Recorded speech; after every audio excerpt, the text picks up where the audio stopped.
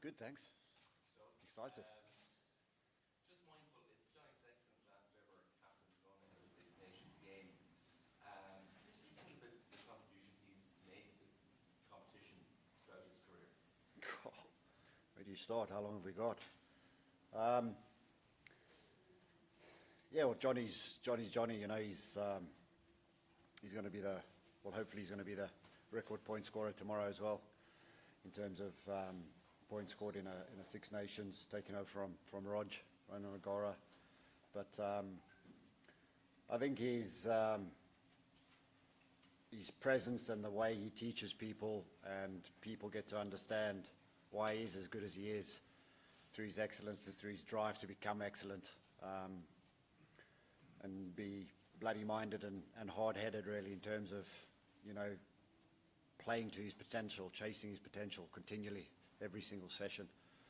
I think players have really thrived on the back of that and learnt a lot from Johnny on the back of that. What it means to play for his country is huge. You know, he epitomises the whole thing. So he's been a great leader. He's got an amazing knowledge of the game. So working with Johnny, you know, you can let him go and he'll run the show. So it's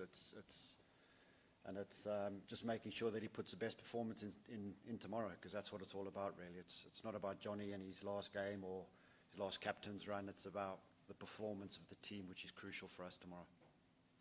Just sort of the back three there, unchanged again for the fifth game in a row, apart from you have Max Hansen, who's won 3 Man of the Match awards in 8 games, been functioning incredibly well, bonus points in every game except the last game. How happy have you been with the way the attack has functioned in this competition? Yeah, we've been in drips and drabs. You know, I don't think we've really nailed our attack in terms of where we'd like to be. But partly of that is because you come in against some exceptionally good defences. I thought Scotland tested us. They defended very well last week. They were very physical, and it's something that you know, England will bring tomorrow. So it's making sure that when we get those opportunities, that we're ruthless with those opportunities. We have to score those points when we get the opportunity to do it, because you don't get a lot at international level, especially against an England side or a Scotland side. So being relentless and going after those moments, and don't miss those moments in a game. Mike, can I just ask you about the occasion tomorrow? Ireland never won a Grand Slam here in Dublin. It's against England on St. Patrick's weekend. Is that something you're tapping into, and would it be the biggest win in Irish rugby for a win tomorrow? Are we tapping into it? I suppose I mean, it's going to be a great weekend. You know, I think the fans have been amazing. I think, you know, the way the boys have played has definitely gripped the nation in terms of the success we've had over the past year.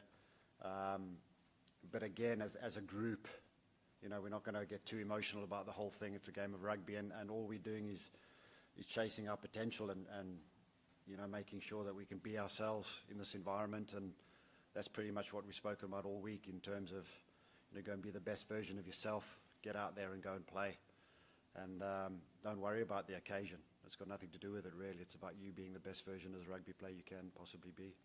How important is the crowd in a game like this? Listen, the atmosphere, I think you can feel the buzz in the city already. You know, everybody's walking around. It's amazing, and it's just yeah, you know, you want to be in games like this. You want to be part of big things like this. That's the reason we do the job.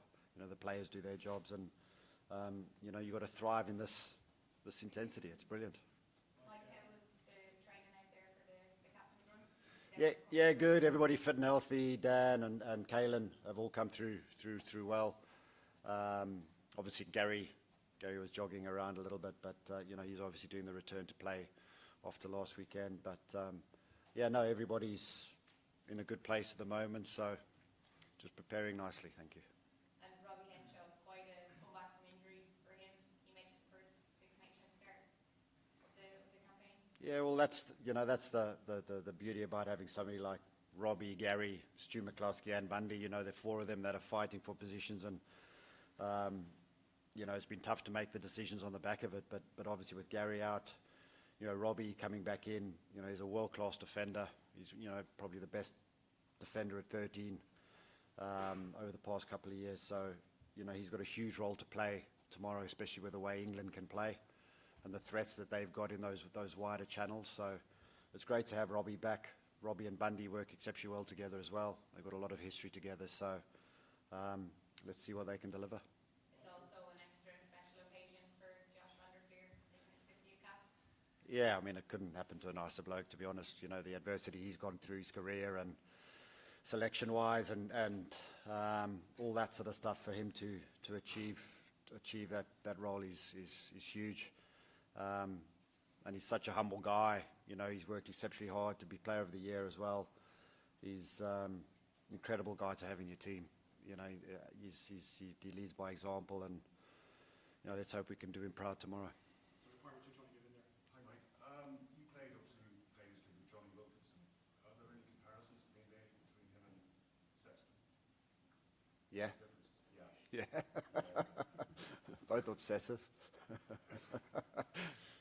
No, they're just completely different mental animals. They're so in the moment, they're so in the game. Everything means a hell of a lot. They're deep thinkers of the game. And it's bringing that freedom out of them so they can go and perform, really. That's the crucial thing. And but how they make people feel around them is what they're very, very good at as well. You know, when you stand next to Johnny Wilkinson or Johnny Sexton, inside or outside of him, you feel pretty special, really, you know, and it makes people around him feel good too. So, yeah, there are a lot of comparisons in there, but, you know, ultimately you've got to deliver on the big stage, and Johnny's done that. Both Johnnies did that. So, let's see what Johnny can do tomorrow. Mike, can you tell us about the mentality of your Irish team? Lots of people saying that they look like your England team of 03, the way that they tick off these big wins. Do you see comparisons or parallels between the two sides? I mean, I don't dwell on it too much, to be honest. I think what Andy said all week, really, is being the best version a player can be of yourself. You know, you look at guys like Mac Hansen have come into the team, Jamison Gibson Park. You know, we haven't asked them to do things that they don't do on their day-to-day stuff, you know, when they're back at their clubs.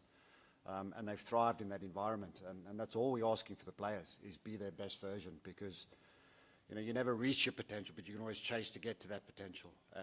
And I think, you know, making something of a game of rugby is too much, I suppose. It's a game of rugby that we've all played before, and it's just about you going out and performing in that environment together, and doing it together, and how cohesive we can be together to make it happen. So I think everybody that's come in has been able to be themselves, which is huge, and it gives them a lot of confidence and trust. What about the 03 side? Obviously, you came here and won a Grand Slam. I mean, you know what it's like. Yeah. I mean, the 03 thing, we'd been around together for 6-7 years before we did that, 7-8 years. So, yeah, rugby's about decision making and being calm enough to make those decisions, and that's all it is ultimately. So, yeah, the game's changed a bit since then, but mentality is the same. Stephen's trying to get back on.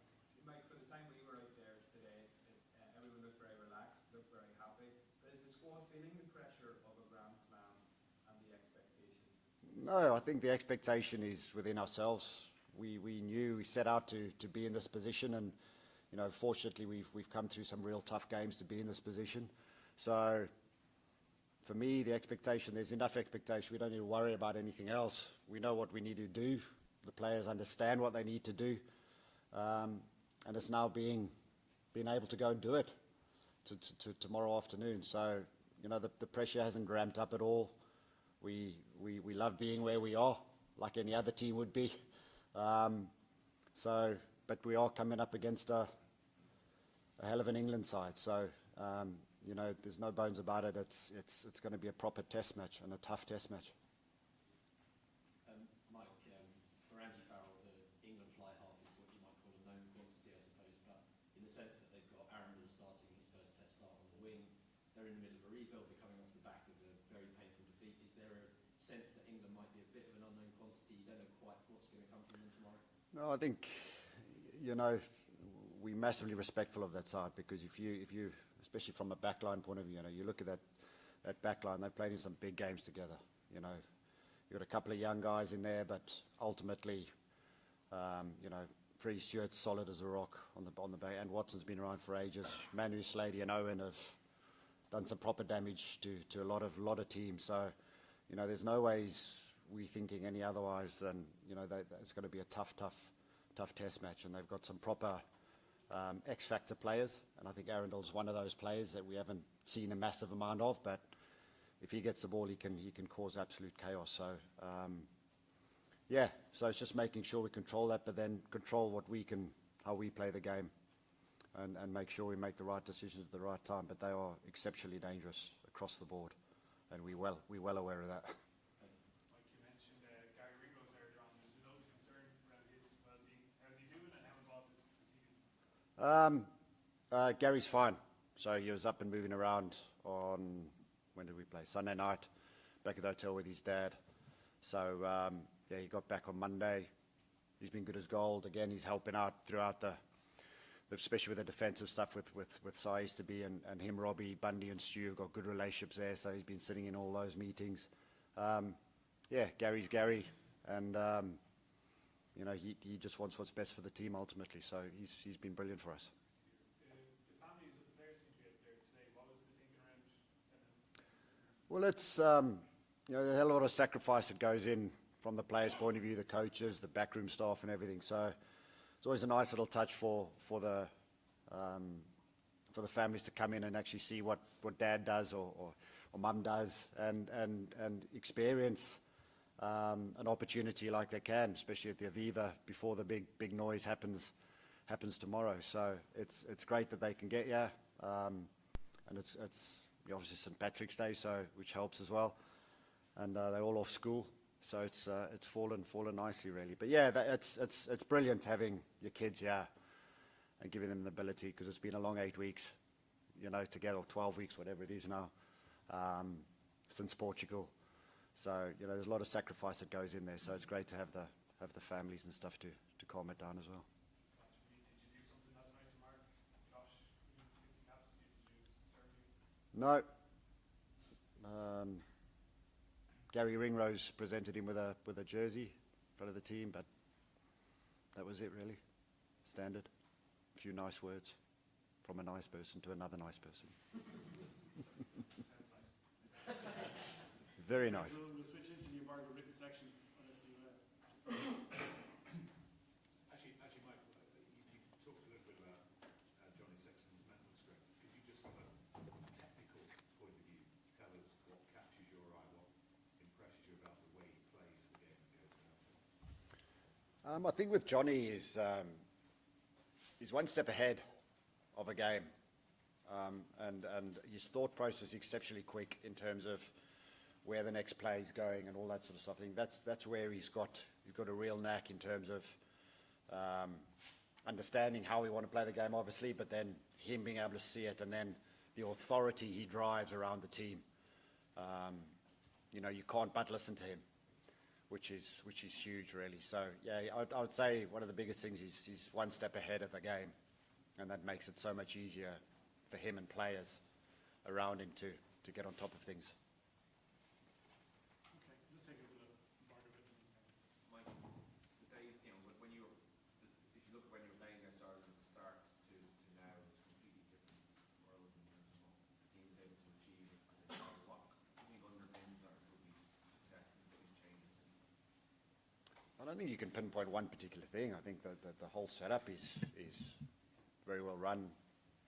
Your school system's exceptional. I watched some of the SCT games the other day, and it was just like, wow, rugby's really good. So I think that, I think one of the biggest things for me is the humbleness of the players is unbelievable. You know, they are such hard workers, genuinely hard workers, and all they want to do is please. You know, whether it's igniting the nation, or whether it's their family, or whether it's themselves, or whatever, they work hard, very diligent, and it means a hell of a lot to them.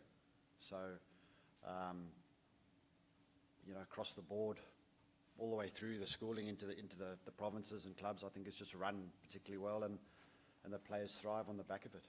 So, which is what it's about. Having experienced big games on both sides of the ledger over the course of your long career, what are the things that are key to getting away it's not worrying when things go wrong. You know, every team, every international team is going to have a purple patch, and that's an ability to adapt to, right, you know, they've scored a try, they've been brilliant, fair dues to them. So let's get back on the horse and let's make sure that we bring ourselves back into the present and do what we need to do and how we need to do it. So we don't get caught up in the past, you know, or in anything that in games, and I think that showed against France as well when they scored a couple of tries. You know, we were able to bounce back. We understand how to bounce back. The players understand it. And so, you know, there's no panic there. And it's all about your decision making at the end of the day and the execution. So it's a pretty simple process, really. You know, don't get caught up in the occasion and just do what's in front of you. Can I ask just about Andy? I mean, it's 2 years ago we were in the England game, he was under pressure, critics calling for his head. You won that game, and ever since, obviously there's been a few bumps along the way, but things have been going really well, and you put yourself in this position. How much has he brought to it? I mean, that's obviously he's the head coach. A lot of people get a lot of credit when talking about Johnny and players today, but what has Andy brought to it? He's brought a load of stuff. It's like I said about, you know, the guys like Mac Hansen and James. He's brought an environment that players can be themselves. And I know it's been spoken about in the past, but as a player, you know, it takes all that anxiety, the pressures, everything, you know, gets released when you get put in an environment like that and be able to express yourself. And if you don't express yourself, then, you know, you're not good enough to be in that environment. So it sort of becomes a no-excuse environment because you can be yourself. And, you know, the boys thrive in it. They really, really do. But I think it's an understanding, it's a clear understanding of how we want the game to be played. And I think Andy's coached that exceptionally well. So has John Fogarty, of course, as he'll tell everyone that he's been very good. Yeah, it's, you know, we've been lucky along the way, the bounce of a ball, you know, but it's put us in the right frame of mind to where we are today, and we've kept growing. And we've still got a long way to go, you know. It's a big year for us. So tomorrow, again, is just another stepping stone to where we want to get to. Just a quick one on England, again, if I can, Mike. Just in terms of the time that they've got to rebuild for the World Cup, and you were a former England player, and you mentioned that you were part of an England team that was, you know, those combinations were pretty well grooved over a long period of time. In terms of the challenge of trying to rebuild or, you know, build a good team, a competitive team for the World Cup, have they got time to do that? Yeah, well, in 2007, when we got beaten 36-0 against South Africa in the pool stages and then got to a final, we weren't cohesive at the start of it. So England are always going to be formidable at a World Cup, full stop. They've got some incredible players, incredible coaches now with Steve and that. When they get 3 months, 4 months together and the build up into a World Cup, England are always going to be dangerous. And that's, you know, they're capable players. They've got a lot of players that have been there before. So, you know, you can talk all we like, but come game day, I think England are going to be very, very strong. Working on the unknown, similar characteristics. Oh, sorry. Oh, and Yeah, both fighters, I suppose. Both passionate about the game. Both expect and demand expertise from people around them. And I think, yeah, they're very similar, like a father and son should be, really, to be honest. So I feel sorry for Colleen, the mum.